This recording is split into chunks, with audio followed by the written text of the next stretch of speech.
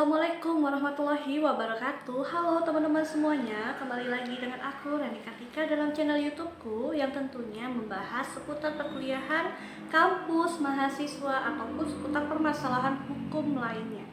Nah, di video kali ini aku ingin berbagi informasi kepada kalian. Kita akan membahas tentang apa aja sih hak-hak perorangan atas tanah. Ya, mungkin bagi kalian yang kuliah di Fakultas Hukum ini sangat erat kaitannya dengan mata kuliah hukum agraria. Ya kan, berbicara tentang hak perorangan atas tanah itu kalau masyarakat umum juga pasti tahu nih, ada hak milik gitu ya. Ada mendengar istilah hak guna bangunan, hak guna usaha, hak pakai. Nah, kita akan cari tahu apa sih letak bedanya dari sisi subjek, objek, ataupun jangka waktu berlakunya hak-hak tersebut. Nah, untuk itu bagi kalian yang baru mampir di channelku, aku ucapkan terima kasih karena sudah mampir, dan jangan lupa bantu aku dengan klik tombol subscribe-nya yang warna merah, lalu kemudian like, komen, dan share jika dirasa ini bermanfaat. Oh ya, kalau kalian mau ada pertanyaan-pertanyaan silahkan tulis di kolom komentar. Mari kita bahas. Nah teman-teman, sebelum aku menjelaskan tentang apa aja sih jenis dari hak perorangan atas tanah dan apa perbedaan di antara hak-hak tersebut, maka penting banget buat kita memahami yang namanya hukum agraria itu berbicara tentang apa. Istilah agraria itu artinya apa sih gitu ya.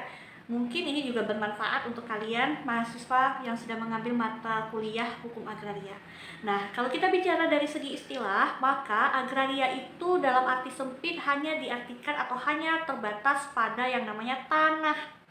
Tetapi kalau agraria dalam arti yang lebih luas lagi itu mengacu pada ketentuan pasal 33 ayat 3 Undang-Undang Dasar 1945 ataupun Undang-Undang Pokok Agraria, di mana agraria tidak hanya semata-mata berbicara tentang tanah saja, melainkan juga termasuk membahas tentang bumi, air, ruang angkasa maupun kekayaan alam yang terkandung di dalamnya.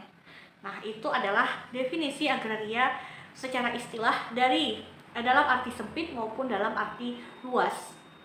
Lalu kemudian kita lebih lanjut lagi membahas atau melihat dasar hukum diaturnya ketentuan mengenai agraria khususnya untuk di Indonesia. Sangat beragam sekali tentunya regulasi baik dalam bentuk peraturan pemerintah maupun peraturan dari Menteri Agraria itu sendiri. Saya sebutkan ya teman-teman, saya harus lihat dulu karena ini banyak sekali nomor aturannya atau jenis peraturannya. Nah, yang pertama tentunya kita mengacu pada Undang-Undang Dasar 1945 nih. Lalu kemudian anak hukum pasti tahu, ketika bicara agraria maka mereka punya kitabnya sendiri, yaitu Undang-Undang Nomor 5 Tahun 1960 mengenai Undang-Undang Pokok Agraria atau yang lebih umum dikenal dengan istilah UUPA. Nah, ini dasarnya banget. Ini kayak buku pedomannya anak hukum ketika bicara tentang agraria.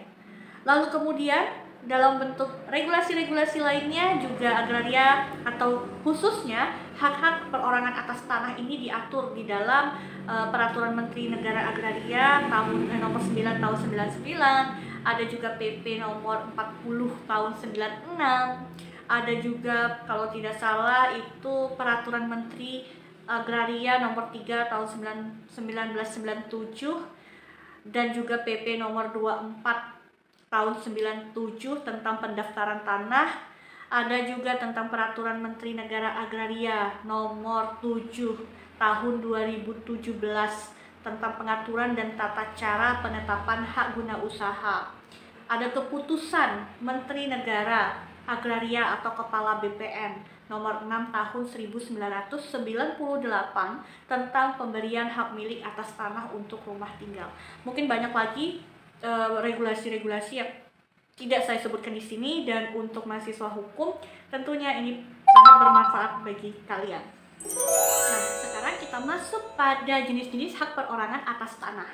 Merujuk pada ketentuan Undang-Undang Pokok Agraria maupun regulasi-regulasi yang sudah disebutkan tadi, maka jenis hak perorangan atas tanah itu bisa terdiri dari hak milik atau hak guna usaha, hak guna bangunan, hak pakai, hak pengelolaan, dan jenis hak lainnya yang disebutkan dalam UU PA.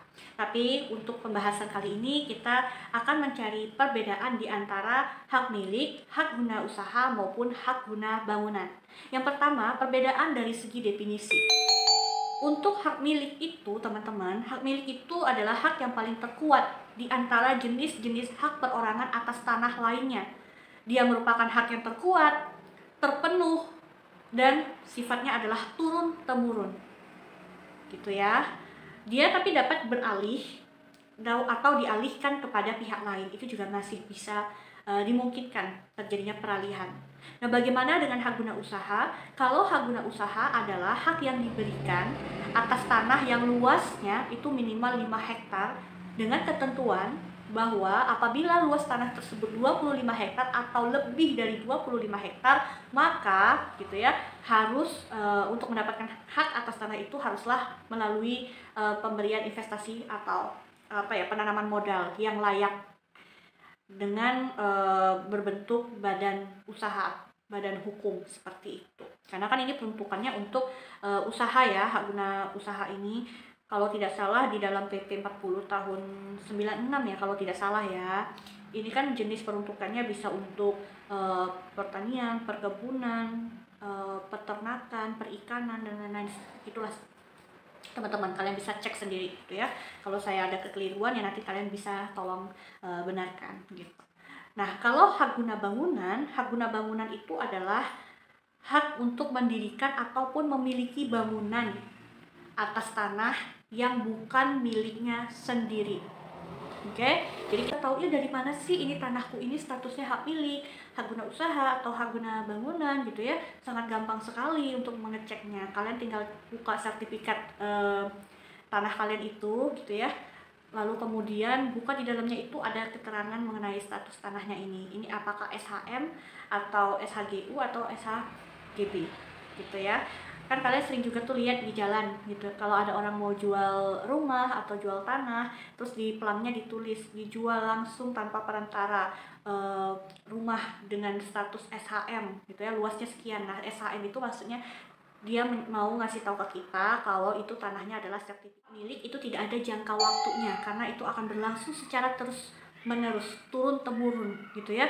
Walaupun si pemilik meninggal bisa diteruskan kepada ahli warisnya gitu ya.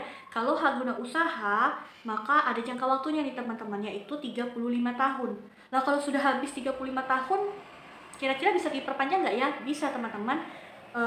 Pemberian tambahan jangka waktu berlakunya hak guna usaha itu adalah 25 tahun.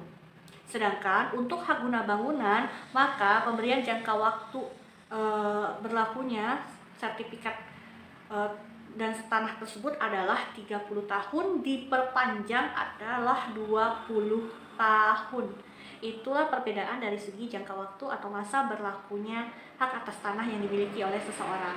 Kemudian dari segi objeknya gitu ya, kalau hak milik sudah pasti itu adalah tanah milik pribadi orang tersebut gitu. Kalau misalnya HGU itu biasanya sebelumnya adalah tanah negara ataupun tanah yang di atasnya telah berdiri hak atas tanah tertentu.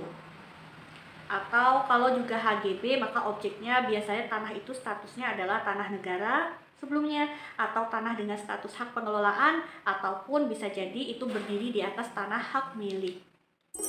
Selanjutnya, perbedaan dari segi subjeknya nih teman-teman. Ada yang bilang, bisa nggak sih warga negara asing itu memiliki tanah dengan status hak milik gitu ya di Indonesia? Nah, tanah dengan status hak milik itu hanya boleh dimiliki oleh warga negara Indonesia nih teman-teman. Kalau warga negara asing biasanya tuh status dia diberikan hak atas tanah tapi dengan status hak pakai saja. Atau dalam ketentuan UU PA kalau tidak salah itu juga ada pengecualiannya. Bisa jadi dia itu memiliki hak milik dengan cara dia melakukan perkawinan dengan warga negara Indonesia. Itu juga bisa akhirnya nanti dia bisa memiliki tanah dengan status hak milik seperti itu. Nah, kalau untuk hak guna usaha atau hak guna bangunan maka subjeknya adalah selain warga negara Indonesia secara perseorangan, itu juga bisa badan hukum gitu ya. badan hukum yang didirikan menurut ketentuan hukum Indonesia dan badan hukum itu berkedudukan di Indonesia. Itu dari segi subjeknya. Terakhir dari segi beralih atau dialihkannya hak perorangan atas tanah tersebut kepada pihak lain. Untuk hak milik, itu tanah bisa beralih atau dialihkan dengan cara jual beli, tukar menukar, pemberian wasiat gitu ya, berdasarkan wasiat bahwa si yang membuat wasiat nantinya akan mengalihkan tanah tersebut kepada seseorang gitu ya. Lalu kemudian berdasarkan hibah ataupun bisa jadi pemberian menurut ketentuan hukum adat. Sedangkan untuk hak guna usaha ataupun hak guna bangunan itu bisa beralih atau dialihkan dengan cara jual beli juga, lalu kemudian tukar menukar. Nah, ada sedikit perbedaan, yaitu dengan cara penyertaan modal. Tadi kan sudah dijelaskan, pihaknya ada badan hukum, ada badan usaha atau perusahaan gitu ya. Makanya bisa beralihnya dengan cara penyertaan modal berkaitan dengan investasi. Lalu kemudian bisa juga hibah maupun pewarisan gitu teman-teman. Segitu dulu informasi yang dapat aku sampaikan terkait dengan hak perseorangan atas tanah, khususnya kita hanya membedah perbedaan di antara hak milik, hak guna usaha, dan hak guna bangunan. Semoga ini bermanfaat untuk kalian. Jangan lupa untuk di-subscribe dan di-share ya. Terima kasih. Wassalamualaikum warahmatullahi wabarakatuh.